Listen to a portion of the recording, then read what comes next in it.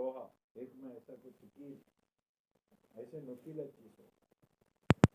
और प्रभु यीशु मसीह को ऐसे बिठाया। एक पत्थर है, इसी प्रकार जैसे ये टेबल बनाया ना, सेम इतने चौड़ा, इतने ऊंचा में, 2 फीट ऊंचा में, ये कोड़े मारने वाले व्यक्ति को ऐसे उल्टा लिखा। अब एक सैनिक यहाँ खड़ा रहेगा, एक सैनिक वहां खड़ा रहेगा, और वहां एक बाल्टी में पानी रखा है, यहाँ एक बाल्टी में पानी। इनका हाथ पैर बांधा जाता है, वो पैर वहां बांधा, हाथ यहाँ बांधा है, ठीक है। और इधर इसी में एक जंजीर बनाया हुआ है, ये जंजीर इसके अंदर आ जाता है, गर्दन के अंदर, ये हिल नहीं पाता है। ये पत्थर का बनाया हुआ है, ठीक है।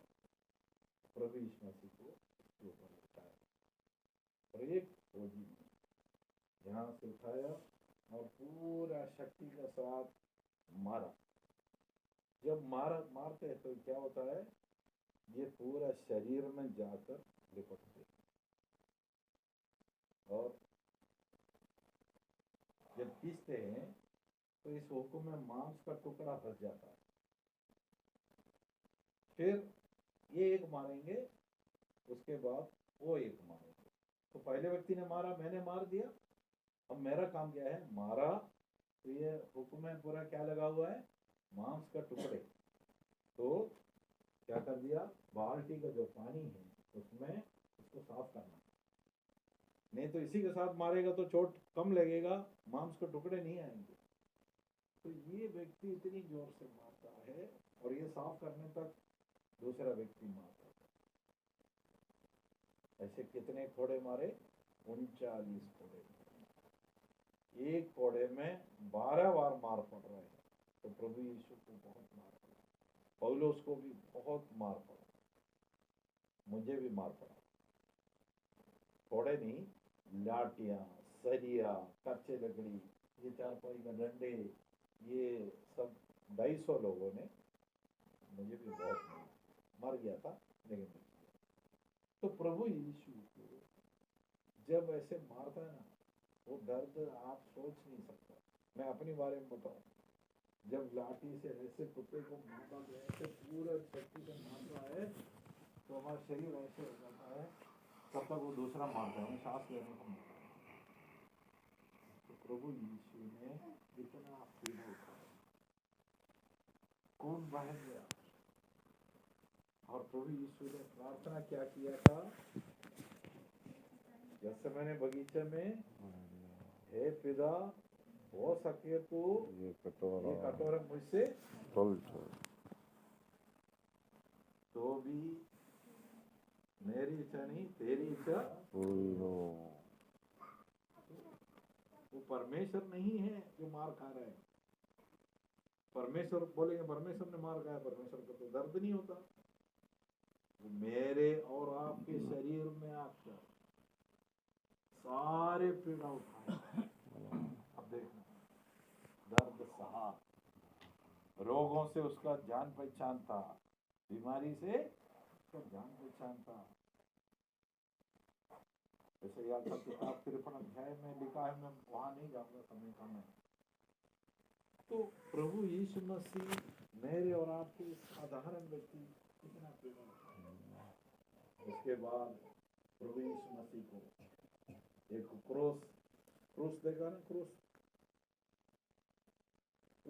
सबने देखा है। ये 2 डंडा होते हैं, एक डंडा ऐसा खड़ा और एक, तो ये जो बड़ा वाला डंडा है, लकड़ी है, वो लकड़ी जिसको क्रूस में चढ़ाना है उसके कंधे पर दूसरा सिपाही उठाएगा। सिपाही मतलब तो जो जिसको नियमित किया है, बहुत है सजा देने के लिए, बहुत लोगों को नियमित किया हुआ है।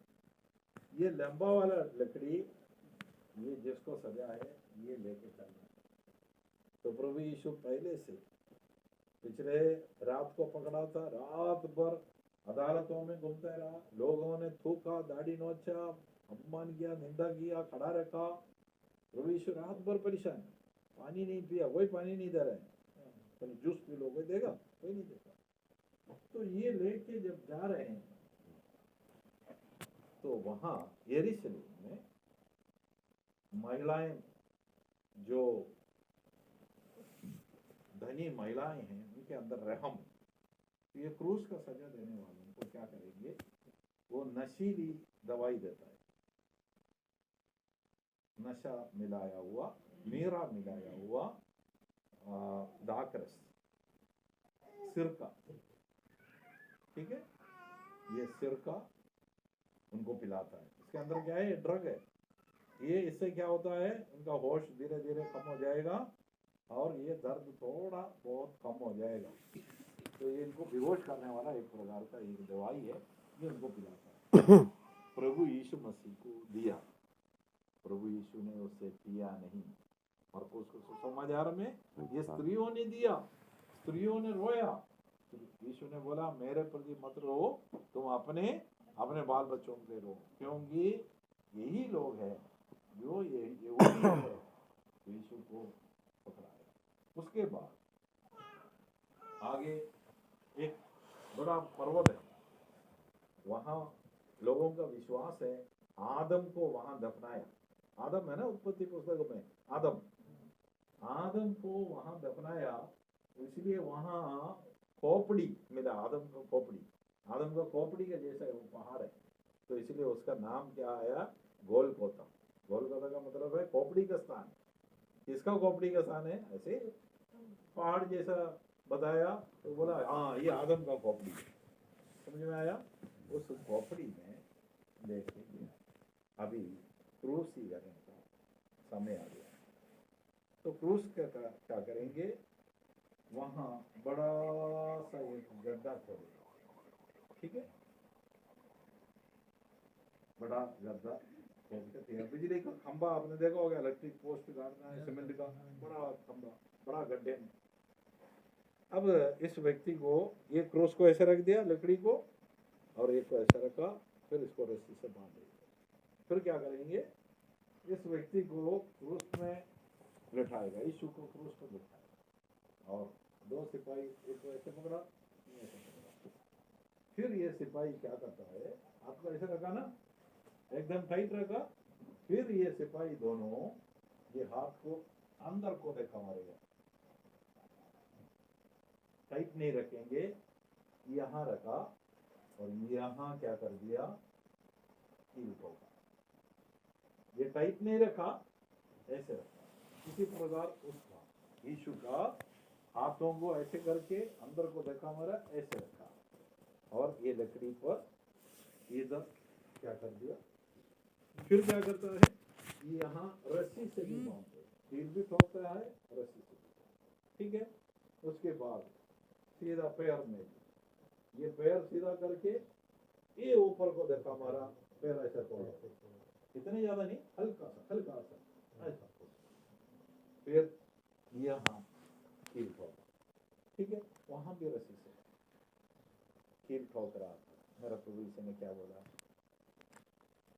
कील ठोकने वाले को देखकर क्या बोला यीशु ने, हे प्रभु इन्हें माफ कर। और ये कील ठोकने वाला कौन था,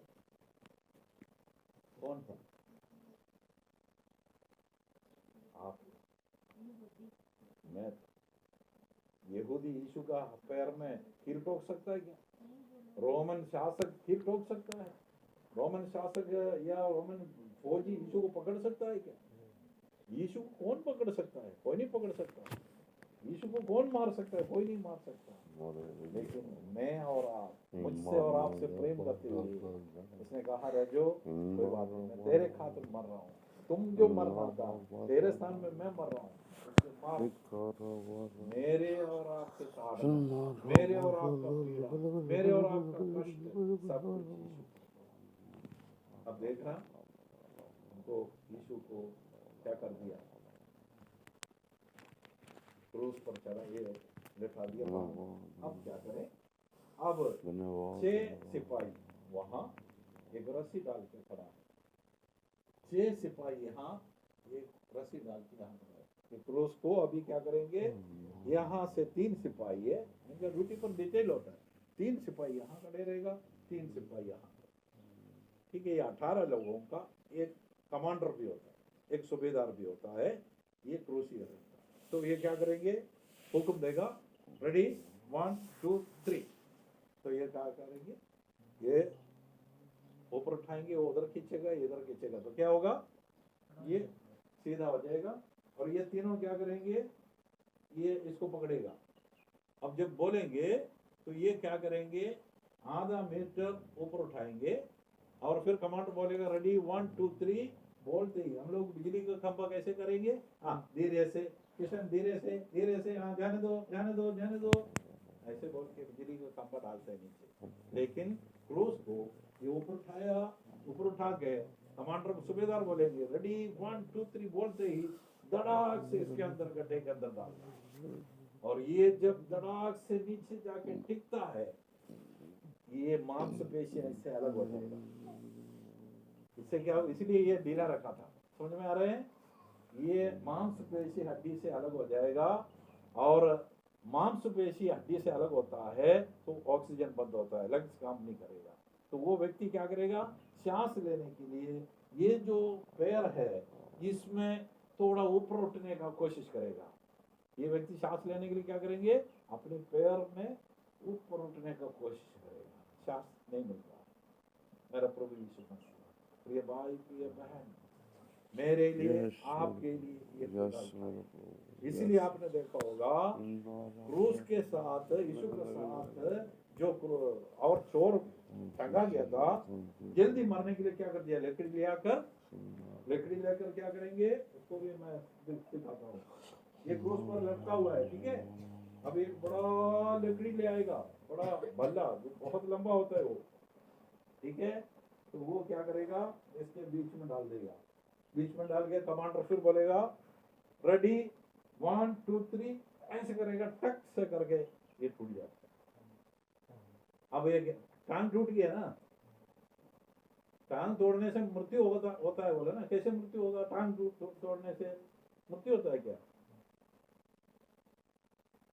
तो देख रहे हो, एक ऑपरेशन, 2 ऑपरेशन, 3 ऑपरेशन, 4 ऑपरेशन, हड्डी सरिया सब डाला, कितना 16 जगह में टूटा, मरा है क्या, नहीं मरा ना। फिर ये व्यक्ति क्यों मरा, मालूम है मैंने क्या बोला, लंग्स काम नहीं करेंगे, जब मांसपेशी अलग हो जाता है, लंग्स क्या काम करने के लिए ये इसी पैर का बल ऊपर उठ के सांस लेने का कोशिश करेगा। अब इसको तोड़ दिया तो ये ऊपर नहीं जाएगा ना बॉडी, ये इधर से हड्डी इधर निकल जाएगा, ये पूरा शरीर को नहीं करेगा। इसका ये इधर आके करेक्ट बैठे तब तो ऊपर उठेगा, ये तो इधर से निकल गया, ये इधर से निकल गया, वो व्यक्ति सांस नहीं मिलता, मर जाता, हार्ट अटैक में मर जाता है। यीशु के पाँव तोड़ने के लिए आया, लेकिन यीशु मर चुका। यीशु ने कहा पूरा हो गया। क्या पूरा हो गया, आज एलियाना गांव के अंदर बैठकर तो प्रभु की आराधना स्तुति महिमा करने के लिए, आनंद जीवन भोगने के लिए जो भी कार्य करना था, तेरा पाप को मैंने मिटाया, रोज के हार का मृत्यु नहीं था, क्या कर दिया, तुम्हारे पापों को मिटाया, मेरे और आपके पापों को क्रूस कर दिया। तो प्रभु यीशु कोरिन्थियों का पत्री में क्या बोल रहे हैं, ये रोटी जब भी तुम्हारे पास आता है, मेरा ये स्मरण करो, मैंने तुम्हारे लिए क्या ना किया, मेरे लिए सब कुछ पूरा किया,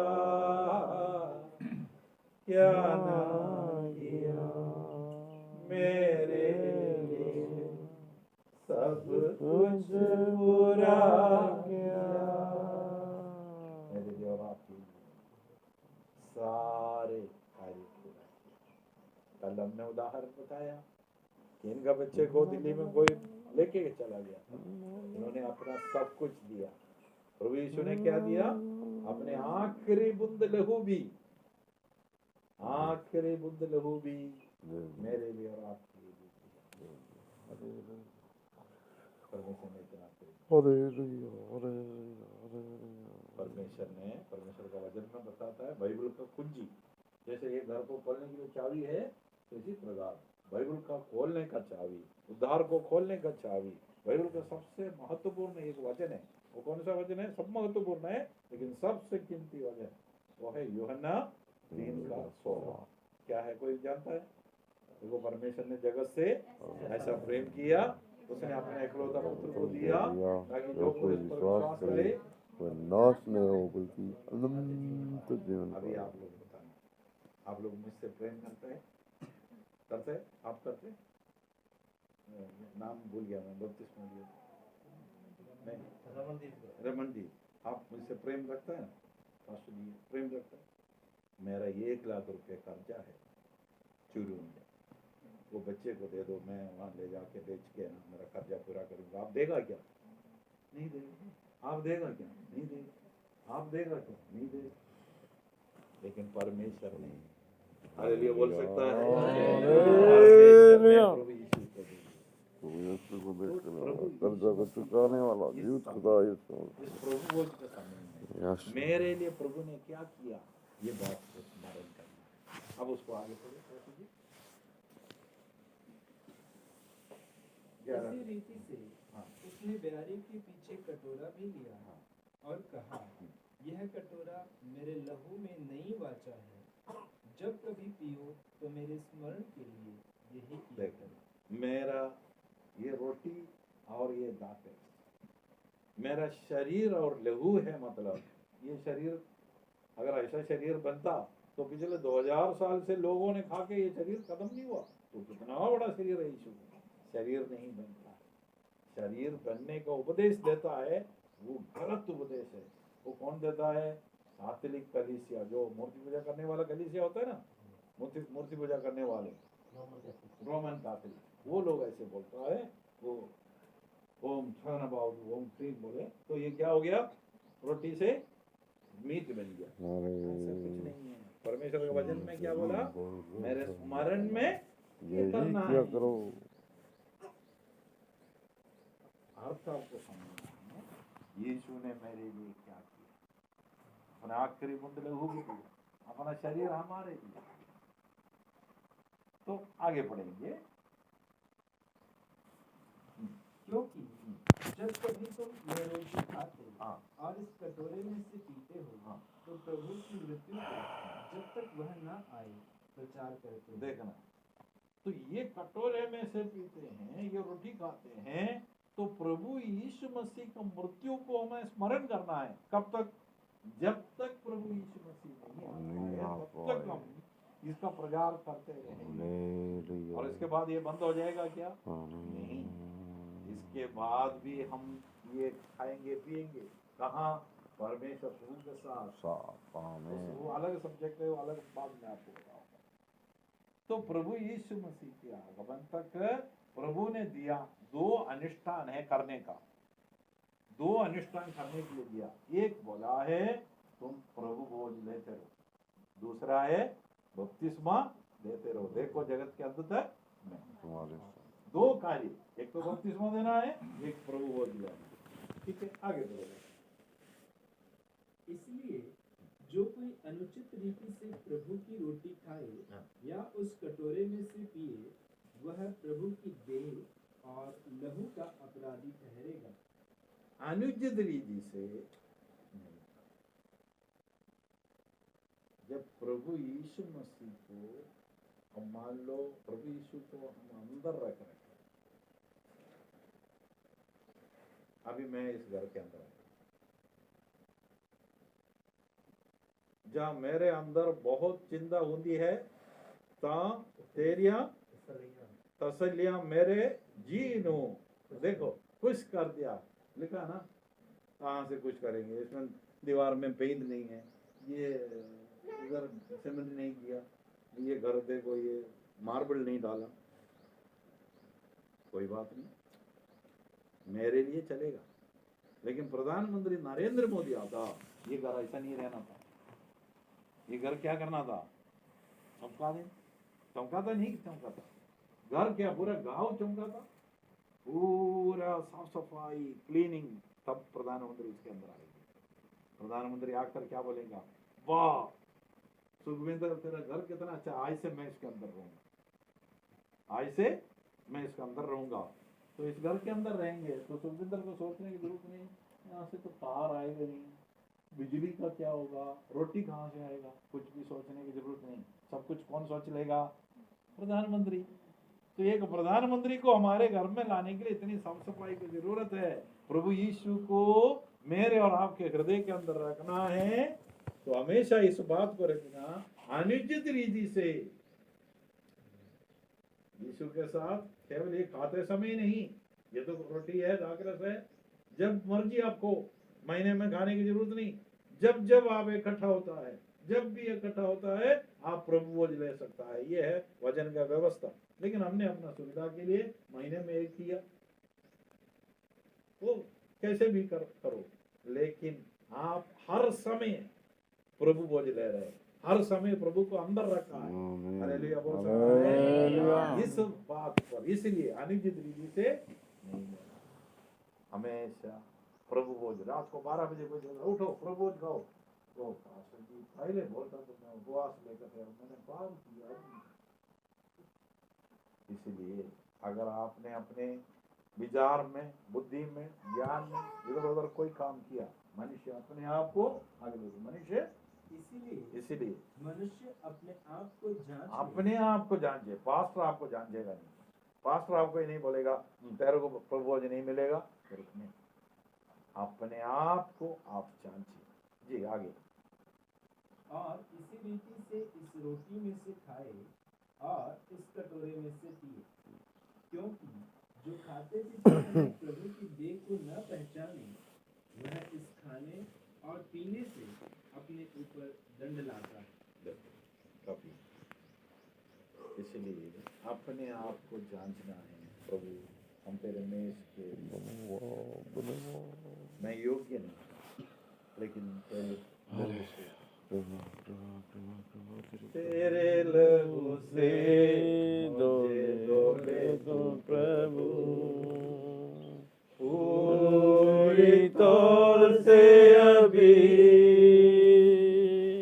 तेरे ही समान होने के लिए मेरे जीवन में तुम कर दो प्रभु, तेरे ही समान होने के लिए मेरे जीवन प्रभु। अपने आप को प्रभु का संदूक फलिस्तियों ने अपने मंदिर में रखा, लेकिन वो उनके लिए दंड का कारण बना। परमेश्वर को अपने मंदिर में रखना उनका दंड का कारण बना।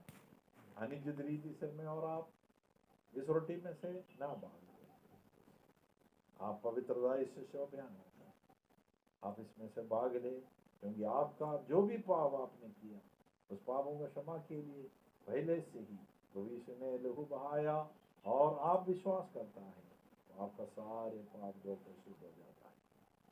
अपने आप को थोड़ी देर उस प्रभु के हाथों में सौंपे भय और भक्ति के साथ आइए हम इस सेवा में जाएंगे आगे। प्रभु भोज के आशीष के लिए स्वर्गदास इंदिरा प्रार्थना में सहायता।